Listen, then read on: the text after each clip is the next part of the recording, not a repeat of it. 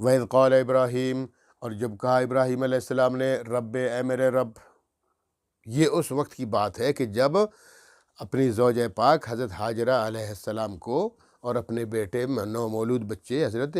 اسماعیل علیہ السلام کو چھوڑ کے اللہ کے حکم سے واپس گئے، اور جب نظروں سے اوجھل ہو گئے تو وہاں بیٹھ کے دعا کی۔ وَإِذْ قَالَ ابراہیم، اور جب کہا ابراہیم علیہ السلام نے رب اے میرے رب، اے پروردگار، تو ہی پروردگار ہے پوری کائنات کا، پوری کائنات کی پرورش کرنے والا ہے، تو سب کا پالنہار ہے، اے رب اجعل ھذا بلدن آمنا، اب میں تو جا رہا ہوں، پیچھے میری بیوی ہے، پیچھے میرا بچہ نومولود بچہ ہے، کچھ بھی نہیں ہے، بواد غیر ذی زرع، زراعت کے قابل بھی یہ زمین نہیں ہے، ٹھیک ہے، تو اے اللہ جی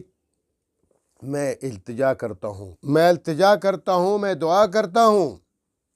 فریاد کرتا ہوں اللہ جی، کیا؟ رب اجعل ھذا بلدن آمنا، اے میرے رب اجعل ھذا، بنا دیجئے اس کو، اس علاقے کو، ابھی تک تو یہ بستی بھی نہیں ہے، صرف 2 افراد ہیں، ٹھیک ہے، بستی بھی نہیں، شہر تو دور کی بات ہے، اجعل ھذا اس لیے مطلق کہا، بنا دیجئے اس علاقے کو بلدن آمنا، امن والا شہر، بستی سے ہٹ کر پھر شہر بنا دیجئے اس کو، بڑا شہر بن جائے اور امن والا بن جائے۔ ایک یہ دعا فرمائی، اور اللہ پاک نے قبول فرمائی۔ ماشاءاللہ مکہ کا شہر پوری دنیا کے شہروں سے اعلیٰ و ارفع ہے، اور پھر آمنہ امن والا ہے، باقی پوری دنیا میں کبھی نہ کبھی تو کوئی فساد اٹھتا ہے، تو خانہ کعبہ میں الحمدللہ امن و امان ہے۔ ورزق اہلہ من الثمرات، اور دوسری دعا فرمائی ورزق، اور رزق عطا فرمائیے، رزق دیجئے اہلہ، اس شہر کے بسنے والوں کو، اہلہ اس کے اہل سکونت کرنے والوں کو، من الثمرات مختلف پھلوں سے، پھل وہاں تو پھل ہے ہی نہیں، لیکن اللہ جی بس دے دے، اور تو قادر مطلق ہے، تو علی کل شیء قدیر ہے، تو ہر کچھ کرنے والا ہے، ہر کام تیری قدرت میں ہے، تو اللہ تو کر سکتا ہے، کر دے۔ تو دیکھیے اللہ رب العالمین نے ابراہیم علیہ السلام کی دعا قبول فرمائی، وہاں کچھ نہیں ہے، پوری دنیا سے جناب ہر قسم کا پھل یہاں نہیں ملے گا، مجھے اور آپ کو ادھر جاب مل جائے گا۔ یہ ابراہیم علیہ السلام کی دعا کا ثمرہ ہے۔ تو فرمایا ورزق اہلہ من الثمرات، جس کے باشندے کو، خانہ کعبہ کے باشندوں کو رزق عطا فرمائیے، من الثمرات مختلف پھل میوہ جات سے، لیکن یہاں محتاط رہے۔ پیچھے جو دعا کی تھی نا، پیچھے دعا کی تھی کہ جب اللہ پاک نے فرمایا انی جاعلک للناس اماما، میرے پیغمبر ابراہیم، میرے خلیل، میرے دوست، میرے محبوب، میں تجھے پوری دنیا کا امام اور رہنما اور پیشوا بنا دوں گا، تو فوراً کہہ دیا وَمِن ذُرِّيَّتِي، اللہ جی میری اولاد کا کیا بنے گا؟ ان کے ساتھ بھی یہ معاہدہ آپ کا ہوگا نا؟ تو فرمایا نا نا نا،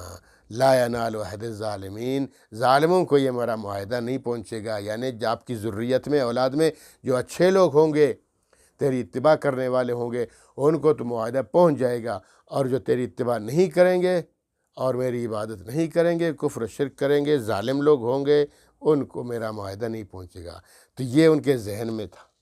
یہ بات ان کے ذہن میں تھی کہ پیچھے میں نے دعا کی تھی اپنی اولاد کے لیے، تو اللہ تعالیٰ نے مشروط رکھ دی کہ ظالموں کو نہیں، جو متبعین ہے ان کے لیے۔ تو یہاں چونکہ وہ تھے عارف باللہ، جیسے پہلے میں نے عرض کیا تھا، عارف باللہ، اللہ کو جاننے والے۔ ہمیں تو نہیں پتہ نا اللہ کون ہے، اللہ پاک ہمیں بھی اپنی پہچان نصیب فرمائے۔ تو وہ تو عارف باللہ تھے، سمجھ گئے کہ پیچھے اللہ نے مجھے منع کر دیا تھا، تو فوراً یہاں جب یہ دعا کر لی کہ اللہ خانہ کعبہ کے بسنے والوں کو مختلف پھل اور میوہ جات سے نوازیے گا، لیکن ساتھ فرمایا ادب اور احترام کا تقاضا دیکھے، من آمن منہم باللہ والیوم الآخر، جو اے اللہ تیری ذات پر بھی ایمان لاتے ہیں اور آخرت پر بھی یقین رکھتے ہیں، من آمن منہم، جو ان میں سے، جو خانہ کعبہ میں بستے ہیں، وہ جو ان میں سے تیری ذات پر ایمان لاتے ہیں، والیوم الآخر قیامت پر یقین رکھتے ہیں، ان کو عطا فرمائیے پھل فروٹ۔ تو اللہ رب العالمین سمجھ تو گئے کہ میرے پیغمبر نے فوراً اس لیے کہا کہ میں نے وہ پیچھے منع کیا تھا کہ میں لا ینال عہد الظالمین، میرا عہد ظالموں کو نہیں پہنچتا، تو اللہ پاک نے فرمایا نہیں میرے پیغمبر، یہاں پہ بات الگ ہے۔ فرمایا قال ومن کفر، فرمایا اللہ پاک نے فرمایا قال، فرمایا ومن کفر، جو کافر ہے ان کو بھی ملے گا، فکر نہ کریں میرے پیغمبر ابراہیم، میرے خلیل، آپ کی دعا میں قبول کروں گا اور سب کو کھلاؤں گا، جو کافر ہے ان کو بھی کھلاؤں گا، من کفر جو کفر کریں گے ان کو بھی کھلاؤں گا، لیکن فومتہو قلیلا، کچھ عرصے کے لیے، فومتہو فائدہ اٹھائیں گے کچھ عرصے کے لیے، کچھ عرصے مراد زندگی کے 4 دن ہیں نا، ثم اضطرہ الی عذاب النار، پھر میں ان کو مجبور کر دوں گا، اضطرار مضطر کو کہتے ہیں مجبور ہو کر، ثم اضطرہ، پھر ان کو گھسیٹ لوں گا، پھر ان کو زبردستی کھینچ لاؤں گا، اور پھر ان کو میں مجبور کر دوں گا الی عذاب النار، دوزخ کے عذاب کی طرف کھینچ کے لے جاؤں گا، کیونکہ انہوں نے کفر کیا۔ دنیا میں ٹھیک ہے، جب باقی کھاتے ہیں یہ بھی کھائیں، رحمان کا تقاضا یہی ہے، سب پہ رحم کرنے والا۔ وبئس المصیر، وہ بہت برا ٹھکانہ ہے، جب میں کفار کو دنیا میں تو کھلاؤں گا پلاؤں گا، لیکن آخرت میں جب آئیں گے تو ان کو مجبور کروں گا، جہنم میں پھینک دوں گا۔ وبئس المصیر، بہت برا ٹھکانہ ہے، وہ اور بئس، بہت برا، مصیر ٹھکانہ ہے۔